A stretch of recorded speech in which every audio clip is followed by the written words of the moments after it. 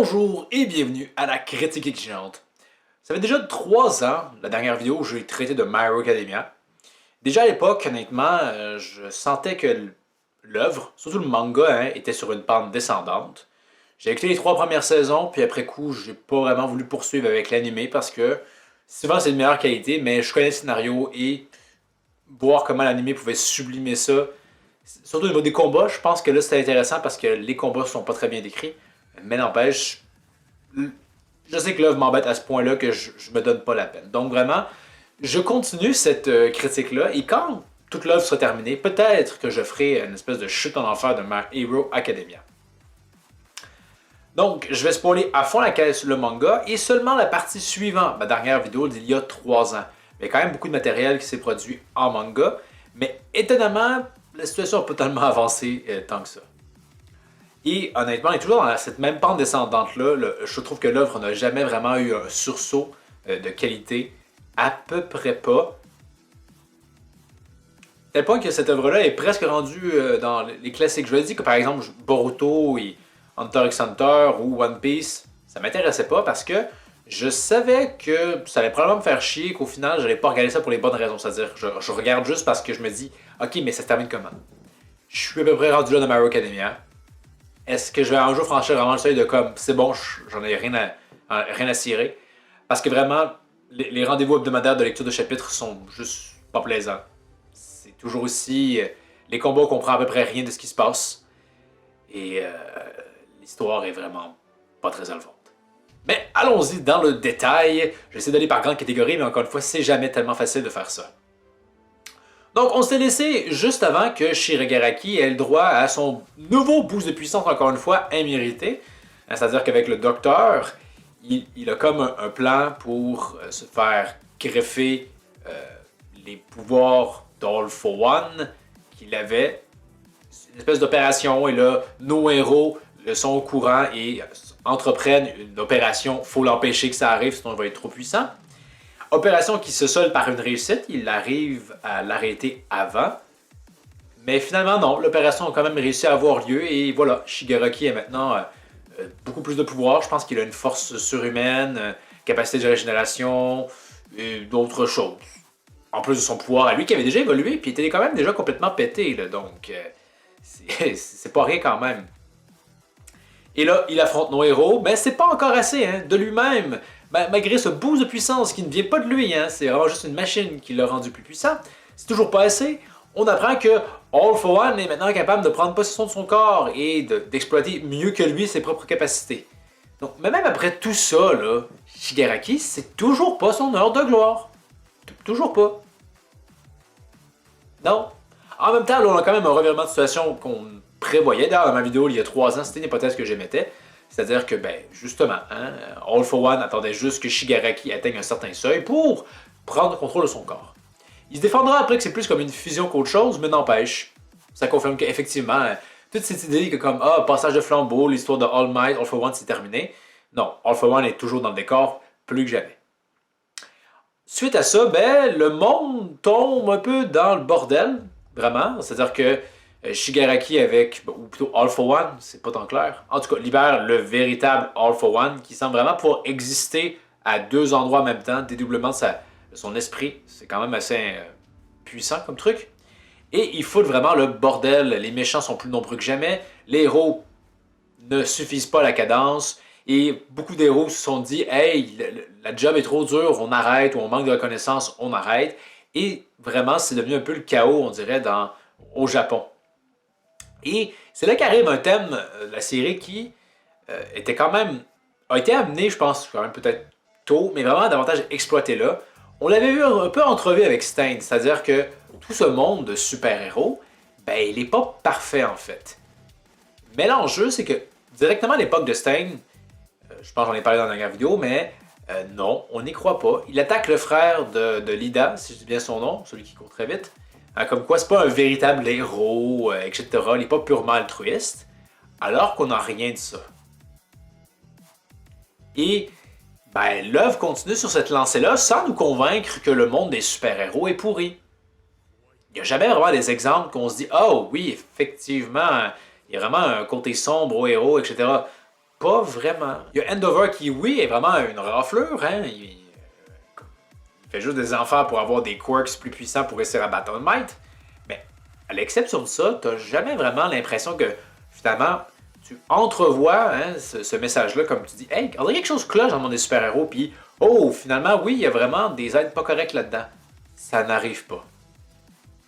Donc, quand l'œuvre via Shigaraki, c'est de nous dire comme ah, le régime des héros est pourri, je m'en fous que vous comprenez pas ma souffrance, vous êtes des héros, des vilains. Euh, je veux dire, non, on n'arrive vraiment pas du tout à se. On essaie d'avoir 2 points, mais il y en a un qui ne fonctionne, à mon avis, pas du tout. Les méchants sont méchants, vraiment. C'est pas comme. Il n'y a pas comme tellement des nuances de gris, comme par exemple, je sais pas moi, les séparatistes avec Star Wars, qui quand même, il y avait peut-être quelque chose de entrevable, qu'on pouvait entrevoir. Ici, c'est des méchants. Ils n'hésitent pas à buter des héros qui veulent vraiment aider les gens. Stains, somme toute, s'attaquait, soi-disant, à des héros corrompus. Et encore, c'était pas tellement vrai. Et ici, ils attaquent des héros qui sont pas du tout corrompus, ou du moins ont pas l'air d'en l'être. Fait que, toute cette idée-là de comme la société est brisée, on veut la changer, etc. Plus ou moins pas. Éventuellement, on ouvre le fait que ceux qui ont des pouvoirs qui transforment leur corps vivent la discrimination. Spiner en parle dans le passé, mais les héros de notre académie, on n'a jamais eu cette impression-là. L'espèce de héros qui a 4 bras puis qui est vraiment un personnage très secondaire, on n'a jamais trop entrevu une forme de racisme à ses yeux. J'ai pas eu cette impression-là pour Katsu, donc c'est vraiment comme l'auteur s'est dit hey, je vais faire ça, mais éventuellement, t'as comme les civils qui sont fâchés contre les héros parce que leur système de sécurité marche pas, parce que les méchants sont trop forts. À un moment donné, il faut. Hey, c'est votre faute. Non, non, c'est la faute des méchants qui foutent le bordel. Vous êtes cons ou quoi? C'est n'importe quoi. Bref. Et là, à travers ça, je pense qu'il y a une espèce de forme d'ellipse qui est censée être voulue dans le récit entre la libération des méchants et le gros fou de bordel. Je me souviens plus c'est combien de temps. Certainement que c'est en dessous de 6 mois. Et pourtant, quand on revoit Deku, un gros changement émotionnel, etc., sa petite phase inutile en passant, sombre, où il se dit qu'il a besoin de l'aide de personne, etc., ça ne servait vraiment pas à grand chose. C'est sûr que ça permet un moment quand même peut-être intéressant entre Deku et Bakugo, hein? Une espèce de résolution de leur dilemme-conflit, mais ça me semblait un peu forcer tout ce passage-là. Quoique, bon, encore une fois, j'essaie d'être honnête, ça mettait bien en valeur justement les autres personnages, alors qu'habituellement, ils faisaient juste du surplace. Mais n'empêche que le fait que Deku nous arrive comme s'il y avait un gros laps de temps de 2 ans, vous savez, hein, qui donne l'impression qu'il y a vraiment eu un bon boost de puissance et que c'est normal, il a pu s'entraîner. Ben ici, c'est un peu trop court, honnêtement. Les autres personnages ne semblent pas avoir tant changé. Là. Donc, c'est assez minime. Et on n'a pas trop le temps de respirer à travers des petites pseudo-péripéties parce qu'on est dans ce dernier arc très longuet, on dirait bien, de cette œuvre-là, que, à nouveau, on prépare une opération pour contrecarrer les méchants. C'est la combienième fois que vous faites ça? Est-ce que vous allez réussir ce coup-ci? Ça devient un peu lourdingue. Mais avant ça, on a le droit à un passage. En fait, on a le droit à 2 personnages, là, comme Lady Nagante, si je dis pas de bêtises, qui se bat contre Deku, mais je pense que ça sert vraiment juste à nous démontrer que Deku est rendu plus fort. Mais le personnage meurt, donc c'était pas super utile. Et on a le droit, encore pire encore, le meilleur super-héros des États-Unis, Stripe Stars, quelque chose, une fille qui a un pouvoir complètement pété. Tout ça pour juste pas gagner, mais affaiblir un peu All for One, mais pas de façon vraiment, on dirait, tant précipité, juste comme oh, on l'a retardé un petit peu de 3 mois, vous pourrez remercier cette héroïne qui était présente pour 3 chapitres avant de mourir. Et voilà. Encore une fois, c'est du drôle le remplissage quand tu dis qu'il y a tant d'autres personnages à montrer, puis qu'au final, à quoi bon? Bref. Au moins, c'était bien de voir la part des autres pays là-dedans, pas juste le Japon, parce qu'on dirait que All for One était une menace à grande échelle, mais à quel point on se dit, ok, vous introduisez un personnage juste pour le faire tuer 3 chapitres après, nul. On se le cachera pas. Après coup, on confronte finalement Shigaraki avec un plan quand même bien pensé, mais le problème, c'est qu'on comprend rien de ce qui se passe. L'auteur n'est pas doué pour décrire des combats, c'est juste pénible.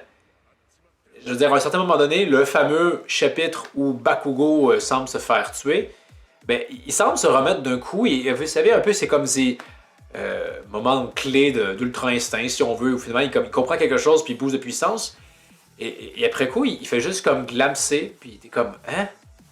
Quoi? Il a été touché, mais il y avait comme son moment d'éveil juste avant, puis là, c'est déjà terminé? Quoi? Qu'est-ce qui se passe? Et à l'heure actuelle, on ne sait toujours pas s'il est en vie. Également, il faut le soulever, il y a le million qui débarque. Vraiment, juste comme « Hey, salut, j'ai récupéré mes pouvoirs en passant, voilà, bye! » C'est ce qui devait être un moment quand même assez enlevant, je pense bien. On soulève vraiment qu'il revient et que c'était quand même un héros super balèze avec un pouvoir qu'il maîtrisait très bien, qu'il change la donne. Ici, la manière que c'est amené, c'est davantage comme une parenthèse, un détail.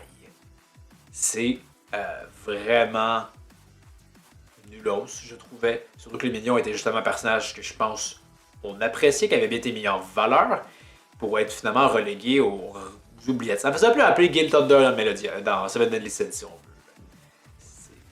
C'était un peu dommage. Il débarque, puis finalement, ben, il est aussi balèze que les autres, pas plus. À ça, on peut ajouter le combat que Nero insorte leur botte secrète, etc. Mais les méchants ont une autre carte dans leur manche, etc. Pour qu'on éternise un combat sans que ce soit vraiment pleinement palpitant, parce que je sais pas, les capacités qu'ils ont, puis aussi comment le combat est fait tout simplement, j'ai juste hâte que ce soit terminé, qu'on avance l'histoire, parce que les combats, c'est pas ce qui est intéressant. Je comprends pas ce qui se passe. Le découpage, comment sont positionnés tout le monde, c'est juste terrible, c'est pénible. En plus que l'histoire en elle-même, elle est vraiment pas extraordinaire. Est-ce que finalement Shigaraki va finir par se réveiller? Qu'est-ce qui se passe là-dedans? Aussi, on ajoute des sous-intrigues, comme par exemple Black Mist, je me trompe pas, le gars portail. Ben finalement, depuis tout ce temps, ben, c'est un ancien ami de Mike Head et Azawa, si je me trompe pas. Ah, bon ben, ok. Mais encore une fois, c'est juste Mila et... C'est comme tellement une intrigue mise à rebours que t'es comme, ben, si proche du climax. Non, on n'ajoute pas d'autres nouvelles intrigues, ça sert un peu à rien. Et il y a aussi des personnages qui décèdent dans tout ce que je vous ai dit, mais on l'effleure à peine. C'est pas particulièrement marquant. Il y a beaucoup trop de personnages dans My Hero Academia, donc l'intrigue, on prend le temps de perdre son temps à introduire un personnage pour 3 chapitres pour qu'elle meure. On pourrait passer un peu plus de temps sur ceux qui décèdent. Un chapitre, c'est 2. Qu'on adresse vraiment cet enjeu-là et non pas juste comme ils sont morts, bon, on passe à autre chose. C'est vraiment là. Chapitre en chapitre, c'est pénible. Je trouve ça dommage parce que My Hero Academia, c'était un petit peu, ça se voulait être le renouveau du Neketsu avec Demon Slayer, peut-être Jujutsu Kaisen, même avant eux en fait. Là. Et ben, on est encore dans la malédiction du Neketsu, c'est-à-dire clairement une œuvre qui n'a pas su être gérée par son auteur et qui, j'ai hâte qu'elle soit terminée parce qu'honnêtement, ça fait mal de voir ça et je suis vraiment proche de me dire comme, pourquoi je continue à me faire mal, ça sert à rien. Mais vous, qu'est-ce que vous pensez de My Hero Academia sur l'actuel des derniers chapitres? Est-ce que vous comprenez ce qui se passe dans les planches ou comme moi, vous êtes d'accord que c'est un peu le bordel? Donc, faites-moi en part dans les commentaires. Pour la prochaine critique exigeante, peut-être Golden Kamuy, un jour je vais peut-être réussir à finir la série. Donc, c'est à voir d'ici là. Donc, merci d'avoir regardé. N'hésitez pas à commenter, partager, vous abonner et plus encore. Et je vous dis à la prochaine critique exigeante.